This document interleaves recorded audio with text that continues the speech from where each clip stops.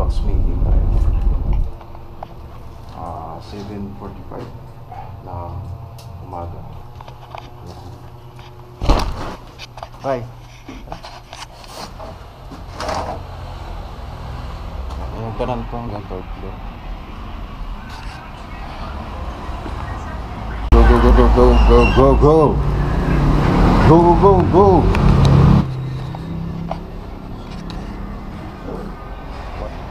So yun yung hagdanan natin papuntang third floor yan. Lumalabas na yan dito po Pwesto, pag pwesto. ano, sa YouTube no. Pwesto, pwesto. Hirap na lumakad to si Kuana.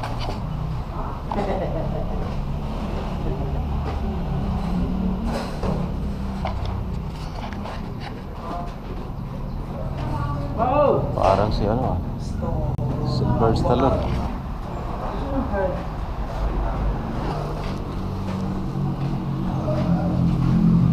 Saan kapit natin sa likod din sana? Liston, nandyan naman na. Nandyan na. Diniliver kagabi. Ano mo nagdala?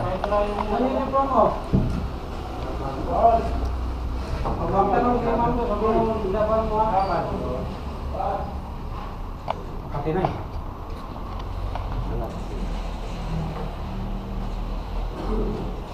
Hindi mabagdag. 270. At 150 pala kayo. Para siyang pogi ah. Wala na, kompleto na. Si Ahmad. Ha, mag-update? Siap. Okay.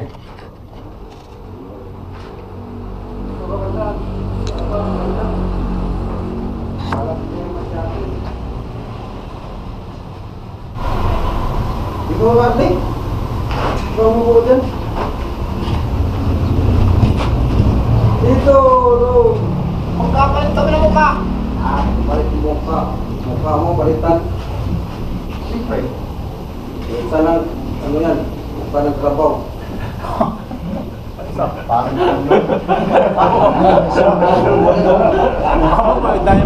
Parang mga labor, tulungan nyo muna yung ano ha. Bakit yung mga trabaho talaga. Kalabaw! balik sila. Natatapos ito yung ano, isa para sarado. Kala mo sa akin, demonyo.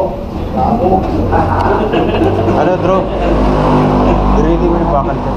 Oo, nakarate. Demonyo ka mga sa akin. Kakasa na rin yan. Kasi ano yan, pang sobra na buhos. Pang sobra. 1 cubic. Isakatin natin yung tanong kung tayo doon. Bukas na lang natin puntahan yun. Sa bato. Pwede na kayong buo siguro. Dalhin mo lang yung ano mo, yung katam. Katam ang importante doon. Kasi pipilin yun. Ito yung kasalukuyan natin ano. Second floor. Dito naka-umpisa na tayo sa plastering dito mga tol. Habang tinitira natin yung pataas ano, sa third floor. Yan, so puro plastering na lang yan. Ito yung elevator sa part ng second floor. Bakit po yan sa third floor. Yan.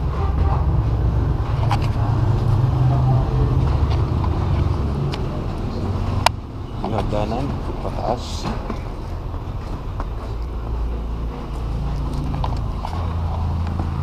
Yan. So ito yung kasalukuyang fourth floor na tinitira natin. Ongoing slab. Yan, yun yung asintadahan nyo muna ron. Dalawa yan ron ha, sa kabila din. Kaya na magtanggal nung ano. Yan. So dito mapapansin natin, may kumpleto na yung runner at yung mga beam. Kaya kasalukuyan na natin nilalatag yung sa slab. Kaya, para sa preparasyon po yan, para sa patungan ng steel deck. Yan. May asintada na rin dito. 4 na patong. Yan. Ito yung shear wall. Nakaka-shear wall na rin siya. Okay.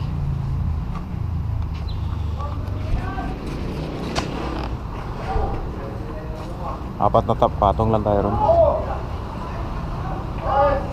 Unti-unti mong ilinis ron. Halo. Ano, naiwan.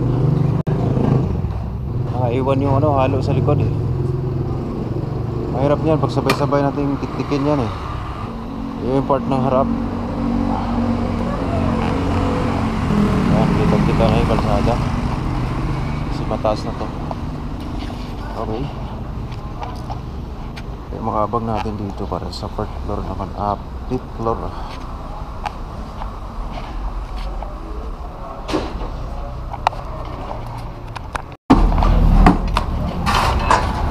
Ayan o. There's si roll po natin. Hanggang ano yan. Sa part ng 3rd floor na to. Napakakapal po ng buhos na to. 25 cm yung kapal. Sa si roll. Itong mga abang na to, mapapansin natin. Ito yung para sa hagdanan pa akyat naman ng 5th floor. Ayan.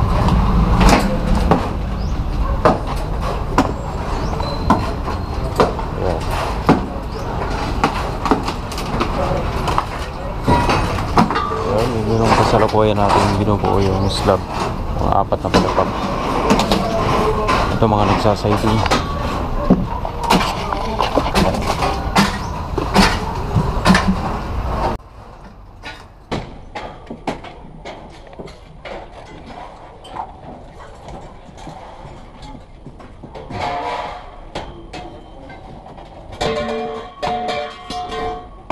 Malalim na to.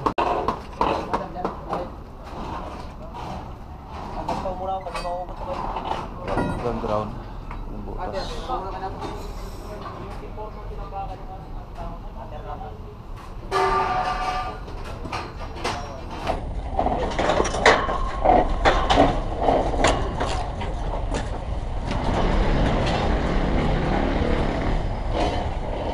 So meron na tayong mga zero dito. Ilalak na lang natin yung mga zero na poste mga tol. Make sure na matibay yung paglalak. Madalas na buko pa. Okay.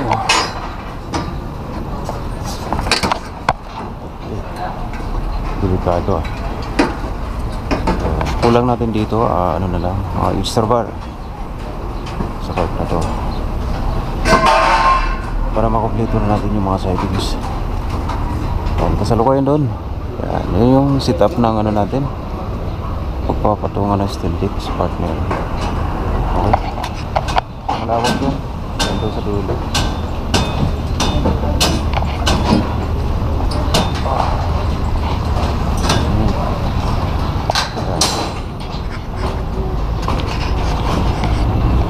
Kasalukuyang nilalatagan natin pagpapatungan ng steel deck.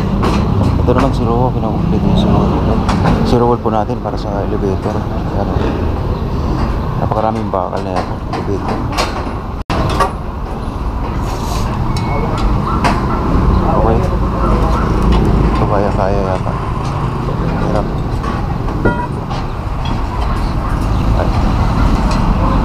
Ay, gulo.